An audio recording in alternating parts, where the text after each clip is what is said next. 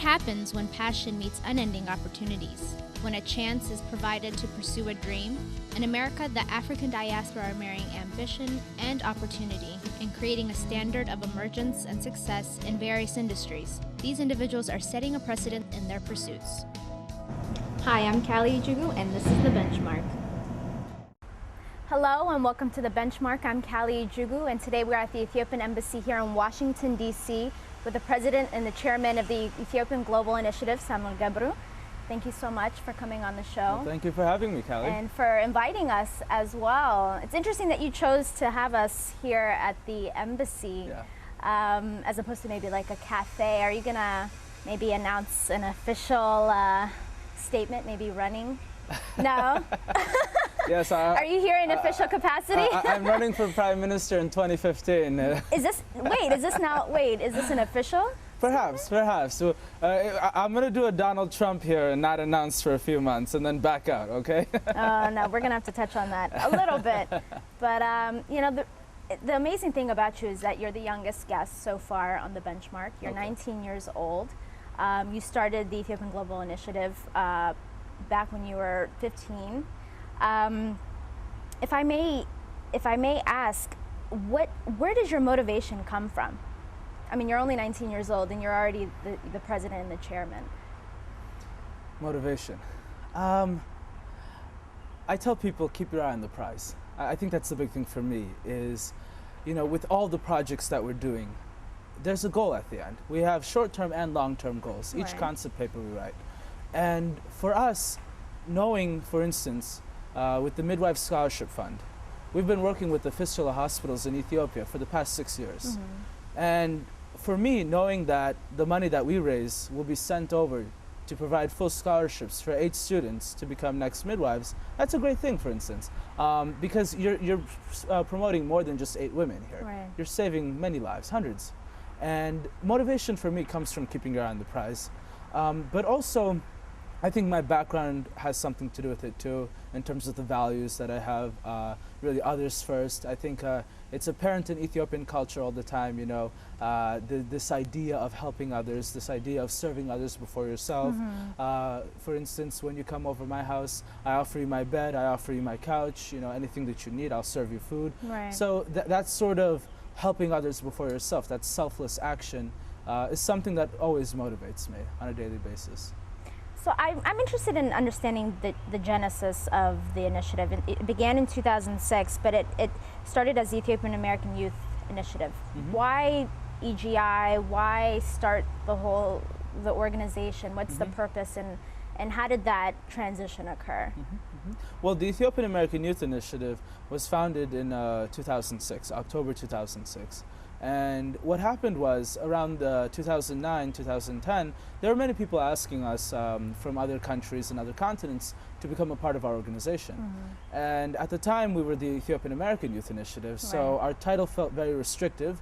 The American in the title obviously left it to the United States, and then the youth also in the title played a restrictive role because there were some professionals that wanted to get engaged with us that, you know, thought that they weren't youth, so they automatically disqualified themselves. And it took us about 6 months to come up with a new name. It wasn't something that we just did overnight. It was a long process. We received name suggestions from all over. And we wanted we had a few things that were in our criteria. First and foremost, when it came to the acronym, we wanted something to be easy, something you could remember. 3 letters we were thinking of. We wanted to keep Ethiopian in the title. We wanted to also keep initiative in the title. So it was the third acronym that was the hardest part. You know, is it the Ethiopian Youth Initiative? What is it? And Ethiopian refers to 2 things. First, it refers to the fact that this organization is set up to assist Ethiopia. But secondly, it refers to the fact that Ethiopia is the cradle of mankind. So everyone is Ethiopian by that. And you know, I run into many people in Boston that ask me, "Oh, where are you from?" And I tell them I'm Ethiopian. And they're like, "Oh, you know, I'm Ethiopian too. It just happens to be that, you know, my ancestors moved up north a little, and you know, a few you know, thousands of years removed, but same thing." And global refers to 2 things too. We are an international organization, but then also it's that global mindset, this open-mindedness that we're pursuing, where we're trying to pursue a new course of action for Ethiopia. And then initiative simply means the act of taking on responsibility. So that's very important to us too. So the EGI's purpose is to combine and capture the social and intellectual capital of students and professionals to further engineer the transformation of Ethiopia by engaging a new generation of socially responsible leaders. What does that mean? And furthermore, what does that mean not only logistically but in a concrete manner? What is it that you guys do on the ground and behind the scenes? I'll give you two things. The first thing, when it comes to the sort of theoretical perspective, each of us has something to contribute to Ethiopia. Each of us has a certain social and intellectual capital, something that is unique about us, something, in your case, for instance, the media and being on the television, you know. And the question we want for people to answer is, what can you do to help Ethiopia? What is it that you have that makes you unique? And how can you contribute those skills, that capital, to Ethiopia's transformation? And we say transformation because it's not simply development. You're transforming more than the economy. You're transforming the mindset. You're transforming the culture. You're transforming really what the people think, the psyche. And for us, on the theoretical level, when we say social intellectual capital, combining that, capturing that, students and professionals, it's really about the demographics of the organization. Who are we? We're students, we're professionals. These are the people that are in the initiative, and these are people that are working night and day. So it's very interdisciplinary. We have people who are interested in politics, we have people who are interested in economics, people who are interested in women and gender studies, people who are interested in medicine, biology. So all these people are coming together to work on projects. And we're collaborating so much that you have people that you would never imagine that'd be working together. Right. And then on the logistical standpoint, on the practical standpoint, when we're talking about combining and capturing that, we're talking about a group worldwide of people that are working night and day for this initiative. At this time, we don't have a paid staff, but it's almost as if we have a paid staff. There are people that are working anywhere between 5 hours a week to 20 hours a week, some that do more sometimes. We have professionals who are graciously donating their time to the initiative. We have students who are, putting this as their #1 extracurricular activity. So on the logistical standpoint, behind the scenes, that's what's happening. You're having people that are working in teams for different projects. On the ground in Ethiopia, what we want to do is combine this knowledge that we have and answer the question, what do Ethiopians need? Right. I think sometimes the failure of many international nonprofit organizations is that they go into a country, they go into a community, into a village, telling them what they need. And sometimes it's important to just sit down and listen to the elders of the village, listen to the children, listen to the women of the village, and ask them, what is it that you need? What is it that your community lacks? And from there, to address that using the skills that we have within the initiative, combined, when you combine everybody together within the Ethiopian Global Initiative, our collective resume may span over 1,000 pages, There's so much experience, there's so much wealth of energy in this initiative, and bringing that together is what we want. So we're always bringing people in. We're not a membership organization, but the people that work for us, because they're not staff in the sense of being paid, they are members in that sense. We call ourselves the EGI family. That's important. When I address them as the EGI family, because to me, they're not colleagues, they're not coworkers, they're not people who work under me, they don't work above me, they don't work with me. They are family. We are co-equals, and that's the most important thing for us. And what are some projects that you guys are currently taking on issues as well that are really on the forefront of your initiative? One of our main projects we just launched late last year is a project called U.S. College Students for Ethiopia, or USCSC. And USCSC is a very interesting project. What we want to do is we want to tackle the shortage of skilled professionals in Ethiopia by encouraging both Ethiopian and non-Ethiopian college students in the United States to go to Ethiopia and to volunteer their time, to intern in a capacity that interests them. For instance, if you're an English literature major, you might want to go to Ethiopia and teach English at a primary school for your summer or maybe for the semester. Right now, in early June, we will be sending students to Ethiopia, our first cohort. These are amazing students. It's our pilot year. We have about 10 students that we'll be working with. And these are students from some of the best universities in the United States, students that are very energetic, very passionate about what they want to do in Ethiopia.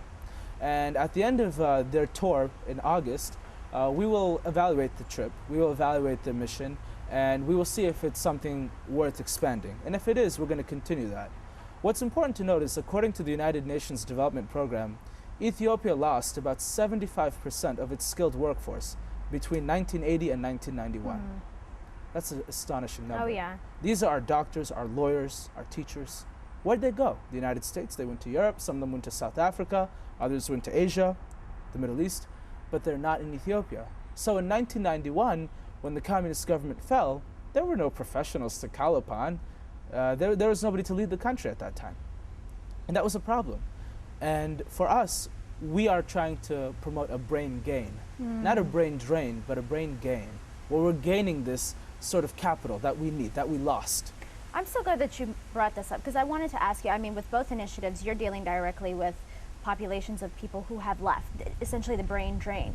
What do you think it will take for people to go back home and to be able to cultivate the skills that they've been able to establish and build here, and think retrospectively and go back and use them to better our society culturally, economically, politically, infrastructure, in all facets? What do you think it'll take to mobilize people? I think the time is right now. Okay. According to The Economist, Ethiopia is one of the leading economies, leading growing economies in the world. It's only after China and India.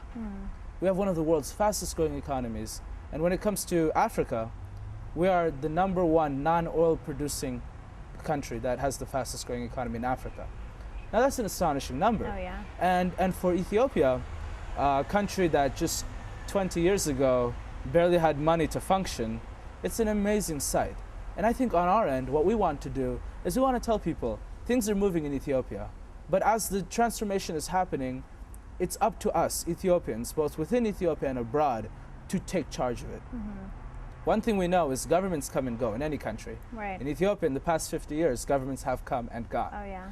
But who stays are the people. Right. And in our case, what we want to do is we want people to understand in the diaspora, Ethiopian professionals, people who have something to contribute to their country, that the time is now. You can't wait for tomorrow because you don't know what tomorrow brings.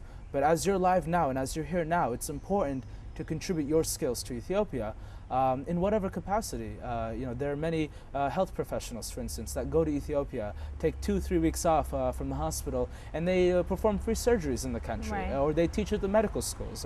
I know some Ethiopian lawyers that go and teach at the Jimma University Law School or at the Bahar Dar University Law School. That's important. And I think what's important is for us to I sort of allude to President John F. Kennedy in the United States. So when he says, ask not what your country can do for you, but ask what you can do for your country, that is a very, that's a statement that's very usable in any country, in any context. And I think in the case of Ethiopia, we need to realize that Ethiopia is growing and needs all the support it can get. And ultimately, at the end of the day, the only people that have an obligation to Ethiopia are Ethiopians. It seems like you're incredibly passionate about connecting and creating a bridge between the diaspora and the motherland. Yeah. As far as the capacity of EGI, what would you say is the forefront issue? What is the issue that you found yourself to be really passionate about, that you want EGI, maybe is EGI's, issue that it really wants to address? To be honest with you, I've thought about that. And, when we look back to the founding of the organization, it was really obstetric fistula, this horrifying childbirth injury that really got me. And at the time, I was actually 13. And when we fundraised, we were known as the Ethiopian team. It was a very short gig. It was less than 1 year. We raised money to sponsor 11 women for free surgery. That's amazing. And that was after having watched Oprah Winfrey's interview with Dr. Catherine Hamlin, who founded the hospital. And I think that was very passionate start for me. And I still am extremely moved by the work that she does. But in general, just helping women and children in Ethiopia is a big thing for me. And I think when it comes to the scope of this organization, we haven't taken a particular approach yet, because we want to be as broad-based as possible. We want to tackle as many issues as possible using that social intellectual capital. Right now, we have about 40 people worldwide that serve as the backbone to this organization. And that doesn't count the volunteers and everyone else that supports the initiative. But these are the 40 people that we consider part of the EGI family that work night and day for this organization. And what we want to do is we want to expand that number to tackle on more issues. But obviously with that comes finances and other things that need to be matched with that capacity. I think when I read that you were moved by the episode on Oprah where she interviewed Dr. Hamlin, I thought it was I found it to be incredibly intriguing because the issue of fistula is an incredibly woman-centric issue. Very. And you being an adolescent boy, having seen this, what was it about, and what is it about the issue that really resonates with you? Because it's incredibly a woman's issue, and the fact that you as a young male have taken on interest is, to me, I mean, it's contradictory in a sense. It is. Not all guys are bad, though. Not all of us are bad. There's a few good apples out there. We'll see. And I think, oh, come on, cut me slack. Okay. I think on my end, it was a few things. Foremost, what Oprah said that night really struck me. If men had fistulas, there would be an international committee set up right away to cure this.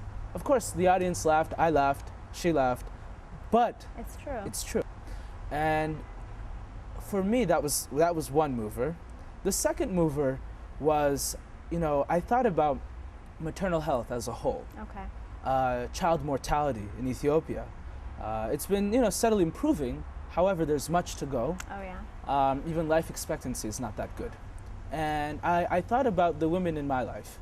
I thought about, for instance, my grandmother. She gave birth to 12 children, of which 2 are left. And I thought about that, and most of the children passed away right after being born. Very 6 months to 1 year type. Some of them passed away at birth, so they were not even named. So when you think about this, you understand that there's a lack of maternal health infrastructure in Ethiopia. And for a woman, I understand, next to your marriage, it's having a child. That's the big thing. And, I know many girls that tell me, from the age of 8 or 9, I've been thinking about the name of my child. And to hear that, it's interesting because guys sometimes, at least I know, I don't really think about what my children will be named. However, when it comes to being a mother, it's a very important thing in Ethiopian culture, particularly in the rural countryside where 85% of Ethiopians live. I mean, out of 82 million people, to be a mother is one of the expected roles of a woman. Yeah. And so if you cannot be a mother, then, sad to say, but you're almost rendered useless. And because of that, what I realized was, these are women who, for circumstances beyond their control, are being rejected from their society, are being rejected from their families, and as a result, they become outcasts. Some of them die, and then some of them have to live and endure obstetric fistula. Just to give you some context, the last obstetric fistula case in the United States was in the late 1800s when the New York City Fistula Hospital closed down. People don't know what it is here. I mean, for all you know, you can tell them fistula is some sport in Africa. So I think for me, it was understanding that this is an issue that nobody talks about. This is something that is new, it's fresh. When you think about Africa too, what are the issues that people always talk about? HIV, AIDS, malaria, and tuberculosis. We don't talk about fistula. So I said, let me do something different. This might be a way to attract people to even donate money. And I think the last motivator was the fact that Dr. Catherine Hamlin and her late husband, Dr. Reginald Hamlin, were both not Ethiopian. Catherine and Reginald moved to Addis in 1959. She's been in Ethiopia for over 50 years, okay? To me, that's Ethiopian. She's Ethiopian, for all I know. And her husband passed away in 1993, but I'm sure he would still be working side by her. And although Catherine is, a little bit aging right now, she's still involved in the hospital. And not only that, but she has thought long term, keeping her eye on the prize. She's trained many medical doctors, Ethiopian medical doctors, to continue the work when she's gone. And, it's supported by Australians and others that are also there on site. But it's amazing how this sort of technology and knowledge transfer has helped Ethiopians so much. I mean, the Ministry of Health, for instance, requires that if you want to go into maternal health as a medical doctor, you have to do 2 months residency at the fistula hospital. So that's important to realize that this is a center of excellence.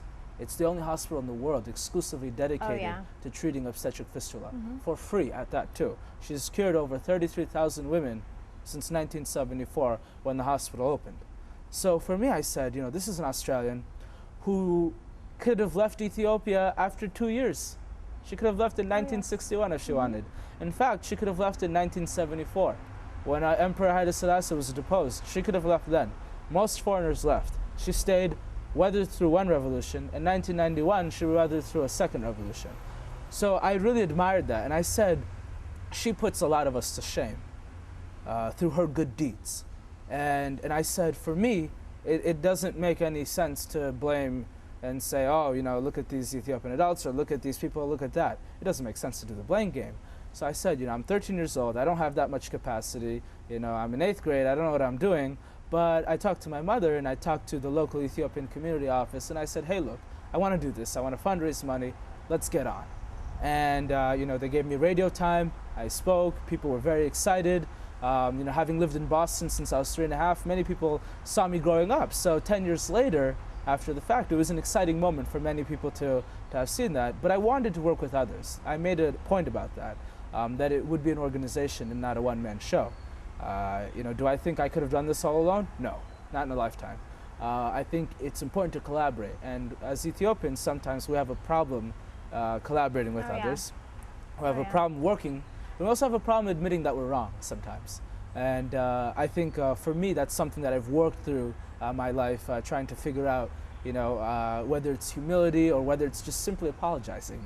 You know, these are certain things that we're working on. But, you know, I thought for me especially, it was important to get involved in this issue because it's a women's issue, it's something that's not talked about, and it's something also that I thought was a very important issue in Ethiopia. And I did come across many people that said you should be working on HIV/AIDS or tuberculosis, but then I had to ask them, do you know how much money there is funneling towards these projects?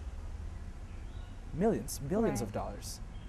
But then you're also saying one issue is more important than the other, when it has just as much of an impact. But you mentioned earlier being socially conscious in terms of development, and we're in a town where, you know, development is a lucrative business. Right. I mean, honestly, it's approached that way by many organizations. What does socially responsible development look like? Because you mentioned earlier that, you know, it's important to be able to consult different organizations and how to better help communities that they're serving. So what does that look like?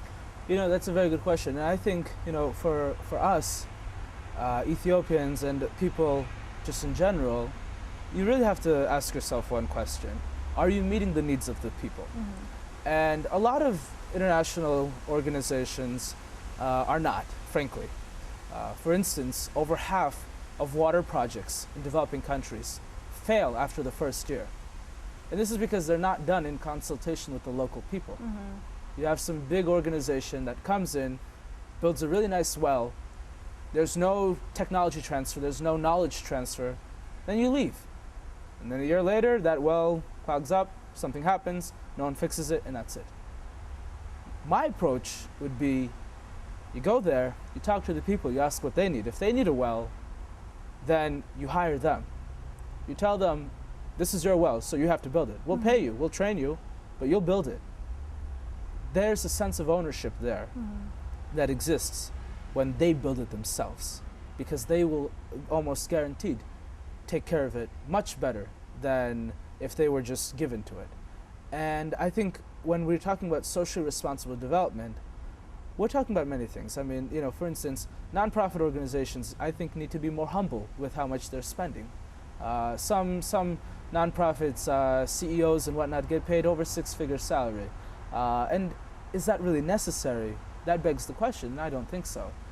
Particularly when you're doing it as a public service, when you're using funds that should be directed towards people.